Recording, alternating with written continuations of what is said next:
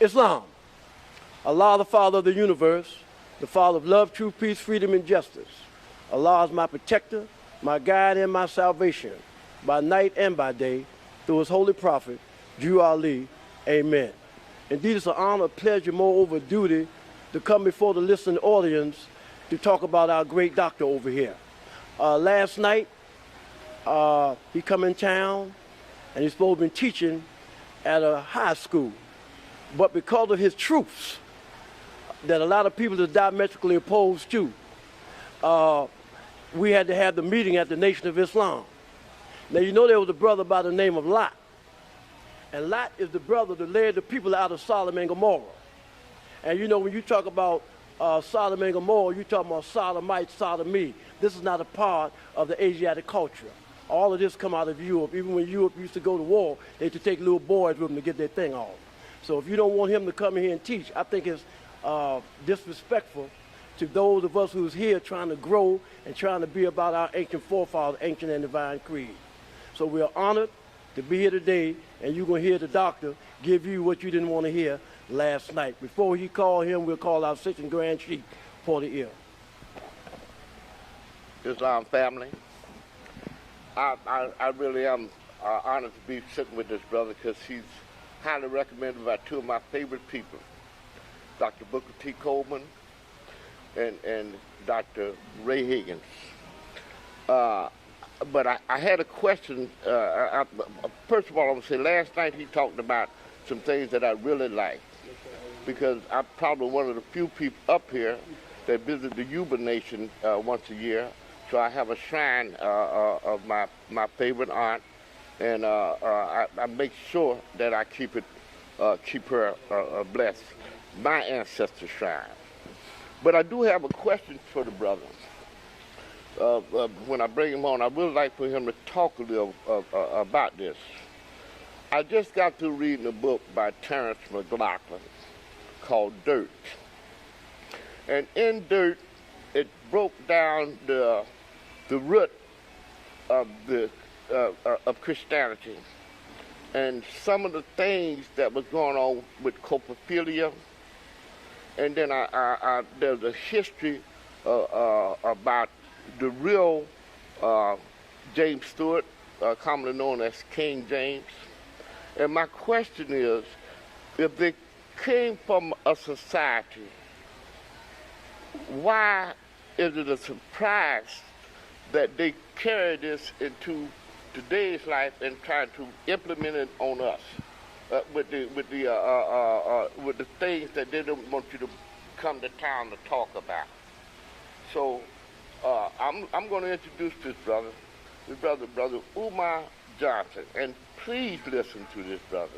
This is the most informative brother that's been in Portland in the last 10 or 15 years. So relax and enjoy him. And just, Brother Umar, please. First, I want to say thank you to my brothers here for taking the opportunity to give me the opportunity to actually express some of my opinions and to discuss some of the programs that I'm working on. I was originally brought to Portland to speak at the Jefferson High School last evening, an event that was canceled upon my arrival at the airport the night before last. I was told that the school district decided to cancel my presentation at Jefferson High School because of my position that homosexuality amongst African and African American people is a mental illness. That is a position that I maintain and that I affirm. However, I would also say that although I do not agree or support homosexuality, I can still support and affirm the humanity and human rights of anyone who practices that lifestyle. In other words, I can separate the behavior from the human being who practices it. I believe that no matter what type of mental illness a person has, they still have a right to basic human respect and integrity. And so my position on homosexuality, in my opinion, should not in any way have led to the cancellation of an event that was designed for me to talk about issues affecting the education of African American children in general and black boys in particular. Black boys are suffering from a greater human rights abuse than all the homosexuals in the world put together. So why would you dare try to put your sexual agenda as a priority over and above the life of our black boys? And I thought it was trifling that they would do something like that, because the subject matter was not homosexuality. And as someone who speaks for schools and school districts all across the country, rarely do I ever discuss my position on homosexuality in public venue. I do discuss it in private venues with the African community, but I don't do so in public venue. So if I'm not coming to talk about that topic, why is my event being canceled when we know that only 1 out of every 4 black boys is graduating from high school? We know that black boys have the worst college retention rate. We know that 2 out of every 4 black boys is under some form of supervision by way of the criminal justice system. The over special education and the over ADHD diagnosing and the over medicalization of black boys, in my opinion, is the greatest human rights abuse taking place on the planet right now. And it bothers me that they would use an opportunity for me to engage the teachers who teach our children and engage the parents who are raising our children and co-opt that event and try to turn it into some sort of a homophobic protest, when I am not homophobic because I fear no man, gay or straight. So how can I be homophobic when I do therapy with homosexual children and adults? So there's nothing homophobic about me. I simply choose not to affirm your lifestyle. And that is a right that the Creator gave me when I was born into this world. And I don't have to justify it or explain it. And if you disagree with me, you have a right to disagree with me. As I said last night, there's differences between Muslims and Christians. But the Muslim can still respect the Christian's belief, even though he doesn't agree with it. The Christian can still respect the Muslim's belief, even though they don't agree with it. Okay? So why would we have an issue with individuals expressing their opinion when we all have a right to our own? I want to say this. I do not believe that the cancellation of my event had anything whatsoever to do with my position on homosexuality. I want to be clear. I don't think it had anything to do whatsoever with the homosexual agenda. I think there were heterosexual racists behind the cancellation of my event. I believe that they did not want me to come into this school system and speak of the miseducation machine as it's taking place in Portland. And they simply used the sexual agenda as a cover or a cloak to prevent me from getting a thorough understanding of what's being done to our children in Portland. So that really wasn't about homosexuality. That was about stopping me from empowering our people with the necessary information so they could fight back against miseducation, not homosexuality. They simply used that as the cloak and dagger to hide their agenda. This goes right in line with that pipeline, Yes. the pipeline from school. Would you talk a little bit on that? Yes, Talk indeed. a little bit on that Yes, for me, indeed. please. In my work, and I've been at this since the age of 18, I've been at this since undergrad, grad school, so forth and so on. And I've uncovered in my work that there's 5 stages in the miseducation of black boys. First, there is the miseducation itself, which is designed to teach our young men to hate themselves, to love European culture, and if possible, to effeminize him. That's the goal of stage 1. Stage 2, if they cannot break the spirit of the African-American boy, they then move to psychiatric medication. Now we're going to force you to acquiesce to the miseducation machine and the educational oppression by giving you the medication.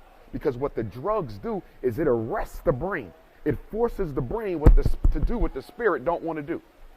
If they're not successful with medication, they move to juvenile incarceration. Now they're handcuffing our young men, putting them in juvenile detention facilities, putting them in jails and prisons, and so forth and so on. Okay? When the black boy gets out of juvenile detention, out of prison, he's psychologically frustrated. This is what they want. They want him to be hopeless. They want him to be reckless. They want him to be violent. And so now his pants are sagging. He don't want to work. He don't want to go back to school because he has learned for himself that this society is designed against my best interests. That anger, that passion, that rage takes us to stage 5, which is premature extermination. Stage 5 is when they set out to end the life of black males, usually at the hands of other black males, by way of the cocaine that the CIA brings into our community and by way of the guns that the various gun manufacturers bring into our community. So that's the rite of passage that the American social order has created for African American boys. And nearly every boy we have is at one stage or another in that process. And it's our job to try to fight to remove them from that process. And I would also say that the only way we're going to stop the miseducation machine or psychoacademic holocaust is to build our own schools. So this way our boys don't have to be subject to the miseducation, psychiatric medication, juvenile incarceration, subsequent frustration, and then physical extermination. Some of the concepts that you and the things that you was talking about last night, these are some of the things that we come in here in Portland, you know, try to bring forth. Yes, sir. And whatever you're trying to do, see, because I fear on the God. Yes, sir. And it is not but 4% of us here. Yes, sir. And 96% of Europeans. Yes. They have Europeans riding around on bicycles naked. Okay. They got on the train the other day in their underwear. Okay. And I think it's disrespect to the Afro-American people.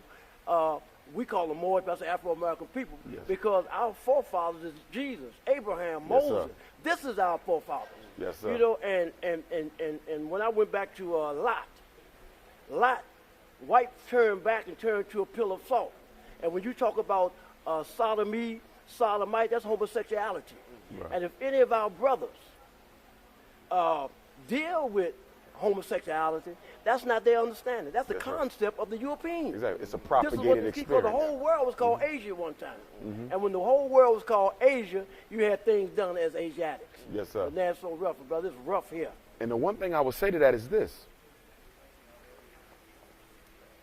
When we talk about the sexual agenda, what we're really talking about is cultural imperialism. No culture has a right to dictate to another how to eat, how to live, how to worship, how to practice, how to build family. If you support that way of life, that's the right of your culture. But you don't have a right to come into my culture and tell me how I must live or what I must accept. See, our issue is not with how Europeans choose to live and date. That's not our issue. Our issue is about governing our own house, our own community. We have certain rules that we have lived by for millions of years. You don't come after millions of years and tell me that I have to engage in something that has always been considered taboo amongst my ancestors. See, people have to respect other people's cultural paradigms. You see, there's certain things that we stand on as Asiatic, as African, as Moorish people, as indigenous folk. That's our paradigm. You have your European paradigm. You have your Arab paradigm. You have your East Indian paradigm. You have your Asian paradigm.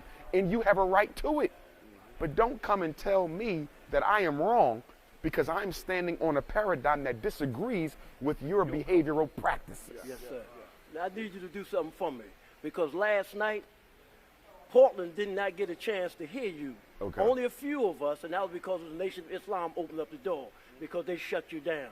Can you let the public know some of the things that you spoke about last night that you're trying to do here in Portland that be conducive to the growth and development of us as a people? Yes, indeed. One of the things that we want to do here in Portland, as we're doing around the country, is we want to build the National Independent Black Parent Association. National Independent Black Parent Association, which means we need to build the Portland Independent Black Parent Association. I want to organize all African people in the city. Whether you have children or not is irrelevant because they're all our children. And we want to organize them into 7 committees. The Special Ed Committee to fight against special ed fraud and exploitation. The School Discipline Committee to fight against the unfair suspensions and expulsions of African children, especially our boys. The United States Department of Education released a report nearly 2 years ago that said African American boys are suspended and expelled at 4 times the rate of white boys for the exact same offenses even when they are of the same socioeconomic status. So we got to have a serious school discipline program, because it is the excessive punitive discipline practices that is leading so many of our boys to drop out of school. If you're suspending me every month, then you're telling me I'm not wanted here, so I'm going to stop coming, which is why I maintain that there's no such thing as a school dropout rate. Our kids don't drop out. That's putting the responsibility on a child. There is no dropout. There's a push out rate. They get pushed out by the way that they are treated by a predominantly white middle class female base with a feminist agenda. The school culture is not conducive to a masculine black boy. It is hard to succeed in school in America, public, private, charter, or parochial, if you are an upstanding, self-respecting, masculine black boy. Schools are designed for the effeminate, not for the masculine. And when you are masculine, they will diagnose you. ADHD, conduct disorder, oppositional defiant disorder, emotional disturbance, disruptive behavior disorder, intermittent explosive disorder. All these labels they done came up with to marginalize black boys who refuse to accept white supremacy. The next committee, school finance, to investigate where the money's going. This one is going to be critical, because we're going to track the dollars. Who's getting this money that our kids are supposed to get? Who's getting the No Child Left Behind money? Who's getting the Title I money? Who's getting the Reach for America money? Who's getting the special ed money? Billions of dollars going to people who's supposed to be servicing our kids who are not. Then we're going to have a parent advocacy committee, because no parent should ever go to a meeting alone. You should always go with someone else. Never go to a school meeting by yourself, because they will manipulate you, they will distort your words, they will lie and misrepresent you. So we always want a team of parents to go with a parent so they feel comfortable to defend their position. But what happens is we show up to the school by ourselves, and then they come in with the school mafia, 15 school members, to intimidate you by the amount of people present. So now you start backing off your position because you outnumbered. So what we have to do is send a team with every parent to protect them from what's happening. And I'm going to personally train the parents in the parent advocacy committee to make sure they understand what to say, what not to say, what to do, what not to do. We're going to be very meticulous in everything that we do. Then there's going to be a homeschool committee, because a lot of our parents are ready to pull their children out the school. And so we need a homeschool committee to help them educate, give them curricular support, to assess the work that they are doing, and so forth and so on. And so the homeschool committee is going to be that transitional program that parents can put their children in until such time that I build the Frederick Douglass and Marcus Garvey RBG Academy for African Children, where we're going to teach science. All sciences, by the way, because I'm a Pan-Africanist, but guess what? The Moorish science need to be taught. So that's going to be in our curriculum. The science of the Nation of Islam will be in our curriculum. The science of the Nawapians, the gods on earth, the Hebrews, that's going to be there, because we want to give them a universal education. They'll never get that in the public school system. We got to give them that. And education, properly done, at the conclusion of the process, the child can be nothing other than a god or a goddess, if it's done right. Nothing other than that. So if they come out as anything other than that, then they were miseducated. Because there's no way you can say you were properly educated and you are not able to function politically or economically in a way that is conducive to your own society. European education is designed to make sure we fail. That's the purpose of schooling in any oppressive community. You have never seen a children go through any process controlled by the enemy that comes out to work in their best interest. So you have a curriculum for control, and you have an instruction for insubordination. It is not designed to teach you to take power back from the power holders. Last committee, social committee. We need a committee to support all of our single parents, our single father parents, our single mother parents. We want to put on positive programs, lunches, trips, teas, social, just to give them a break from the struggle of raising their children. I can tell you, brothers, one of the things that's motivated me so much to do this and to build the school is I've been in so many telephone conversations with mothers who literally cry on the phone. This miseducation thing is affecting the quality of life of our people. Crying, Dr. Umar, I don't know what to do. I done lost my job. They trying to take my kids. They forcing me to put them on medicine. They want them all in special ed, and I don't know what to do. When you keep hearing that pain like that, it says, come on, I got to get up and do something more than what I was doing. So the Parents Association is designed to protect our children until we have our own schools. I don't believe that we can ever make white people do what they have made up their minds not to do. You cannot make a middle-class white woman care about a black boy. It is impossible, okay? She is not a natural stakeholder in his success. And because she's not a natural stakeholder in his success, she should not even be allowed to partake in his education. In therapy, if you don't care about the client, you can't help them. School is the same way. If you don't care about them 30 kids, you cannot teach, because the child picks up the fact that you don't care. And then because they know you are disengaged from them, they disengage from you, but then they get blamed for not learning when the problem was the instructor wasn't prepared to teach them. The number one predictor of success in the classroom is not how much money the schools get, how much money the teachers make, whether the child grew up poor, whether he got a teenage mother. That has nothing to do with classroom success. The number one predictor, and this is their research, not mine, theirs. The number one predictor of success in the class is the teacher's belief in the child. Nothing else. Nothing else. So don't tell me they're not learning because you need more money. Don't tell me they're not learning because the books are too old. Don't tell me they're not learning because the school buildings are too, no. They're not learning because the teachers who you hired to teach them could care less if they did. Dr. Johnson. So what I'm hearing you say is there's a myth that there's learning disabilities. Really what we see in the effect of what's going on with our children is teaching disabilities. Yes. And there's a psychological and say psychosocial system here that is designed to allow or to suppress our children's learning.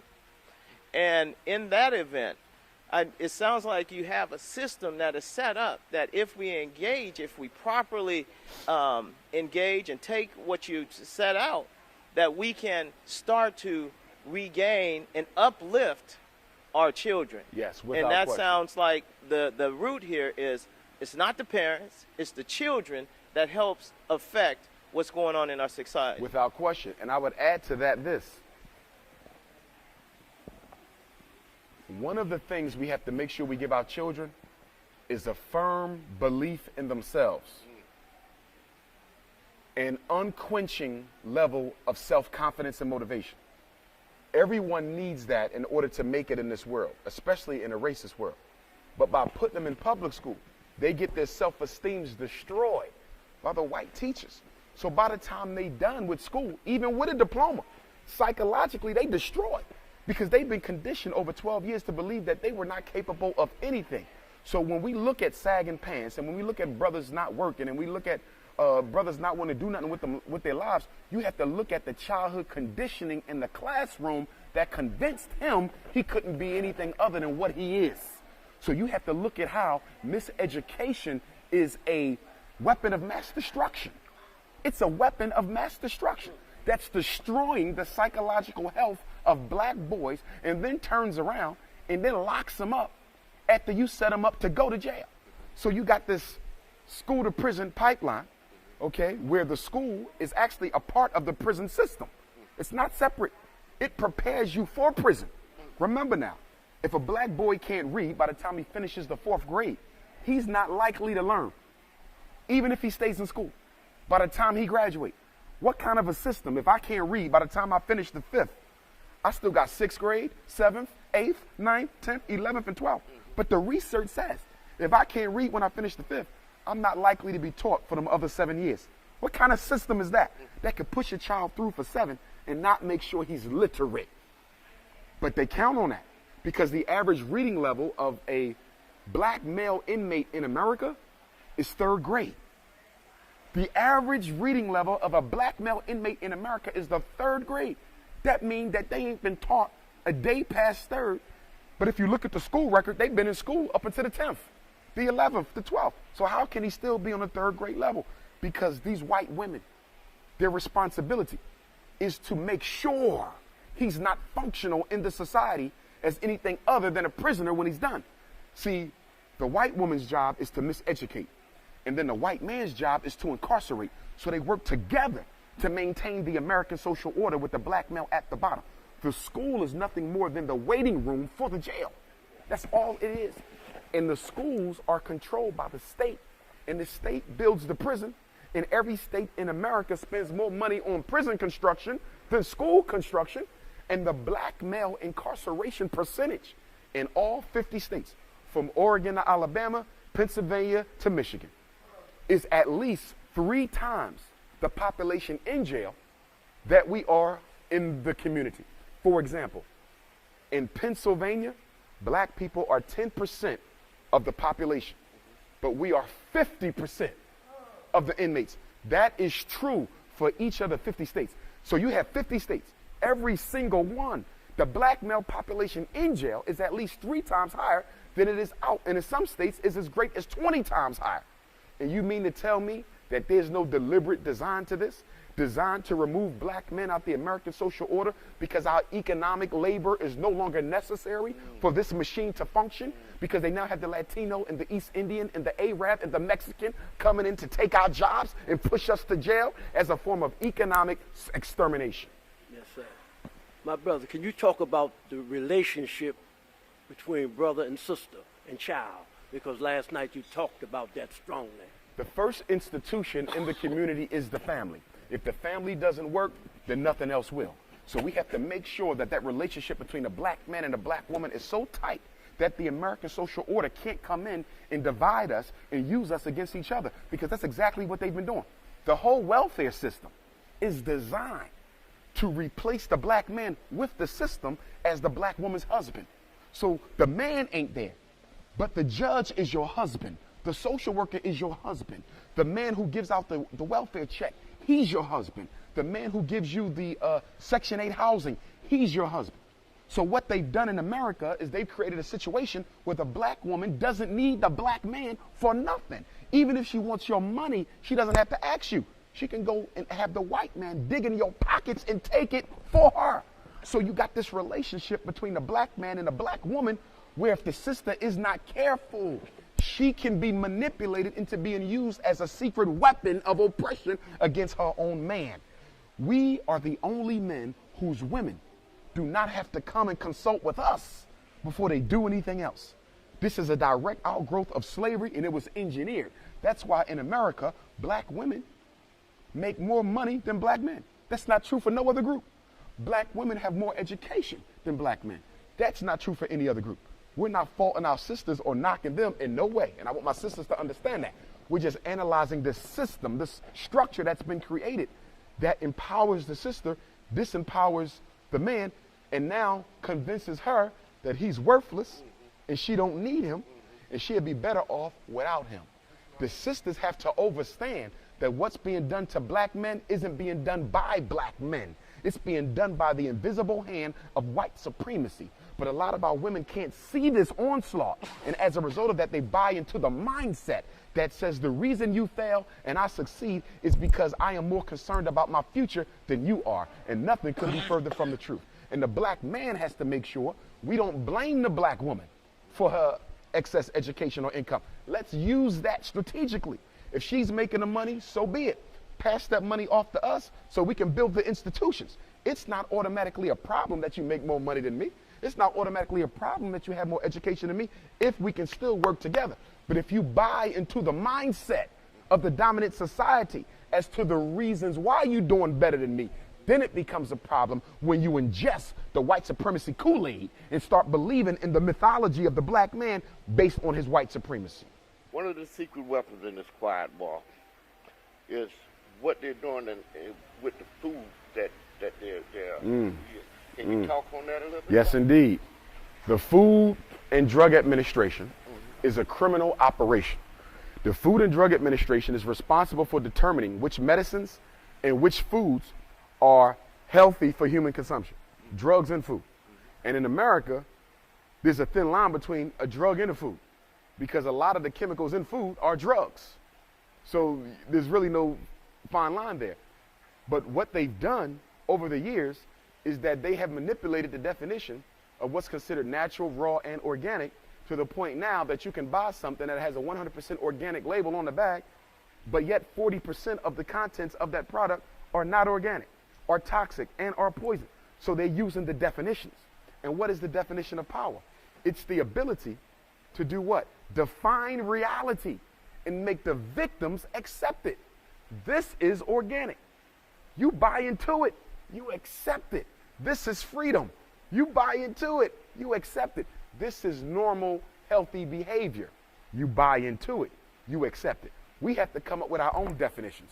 You never accept the definitions of reality that the enemy gives you, because any definition he gives you is designed to confuse you to your reality. See, confusion is the weapon of oppression. If I can get you to not understand what's happening, you will stand still until you find out. So you keep confusion going. That's exactly why the CIA brought drugs into the community back in the 60s and 70s to neutralize the black power struggle. They say if we disorganize the community, if we confuse it, they won't have time to fight us. They'll be too busy fighting each other. You see? For example, there's research out there that shows some of the black organizations in our community, these not-for-profits, 501s, not all of them, but some of them, were set up by the FBI to disrupt progressive organizational activities.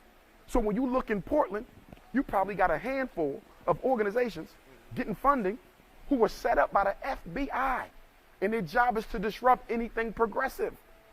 We got to recognize half the books written are written by the FBI. Half the magazines written are written by the FBI. Let me give you an example. We all know who David Duke is. Yeah.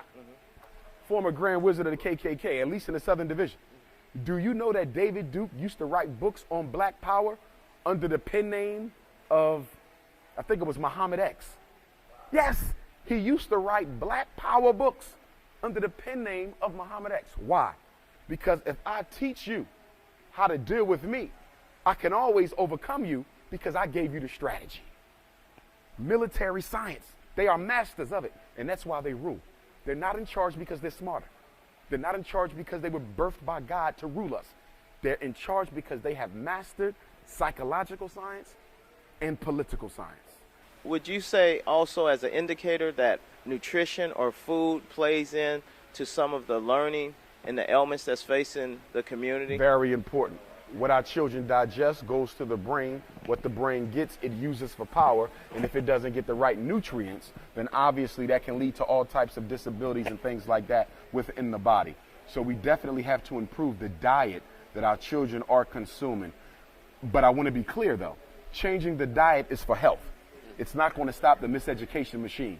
A lot of people are under the influence that if you gave every black boy a vegan diet, that would stop the ADHD. No, because he's not being diagnosed with ADHD because he got a problem. He's being diagnosed with ADHD because she don't want to teach him. It has nothing to do with his diet, but we need to improve diet to maintain the health of our young people. What we're going to do, we're going to close out. But we're going to do that by letting the sister say the prayer. Yes. All right, all right. Allah, the Father of the universe, the Father of love, truth, peace, freedom, and justice. Allah is my protector, my guide, and my salvation by night and by day through His holy prophet, Jali. Amen. Amen.